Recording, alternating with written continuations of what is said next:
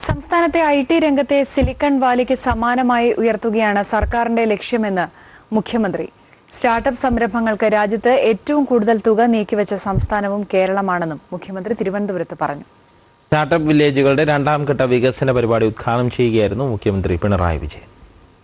അധികാര വികേന്ദ്രീകരണം, കുടുംബശ്രീ തുടങ്ങി IT രംഗത്തും കേരളം രാജ്യത്തിന് മാതൃകയാകുന്നുവെന്ന് മുഖ്യമന്ത്രി പിണറായി വിജയൻ പറഞ്ഞു. വ്യവസായങ്ങൾക്കാവശ്യമായ മുടക്കുമുതൽ ബൗദ്ധിക മൂലധനത്തിലേക്ക് മാറി. കേരളത്തിലെ സ്റ്റാർട്ടപ്പ് വില്ലേജുകൾ രാജ്യത്തിന് തന്നെ മാതൃകയാണെന്നും ഇവയെ സിലിക്കൺ വാലിക്ക് സമാനമാക്കുകയാണ് ലക്ഷ്യമെന്നും മുഖ്യമന്ത്രി പറഞ്ഞു. IT വളർച്ചയ്ക്ക് കേന്ദ്രം മാറ്റിവച്ചതിനേക്കാൾ തുക ഇക്കാരണത്താലാണ് കേരളം നീക്കിവെച്ചത്. സ്റ്റാർട്ടപ്പ് വില്ലേജുകളുടെ സമഗ്ര വികസനം ലക്ഷ്യമിട്ട് 5 കർമ്മ പദ്ധതിക്ക് സർക്കാർ രൂപം നൽകും. The government has allocated 225 crore for the Technology Innovation Zone.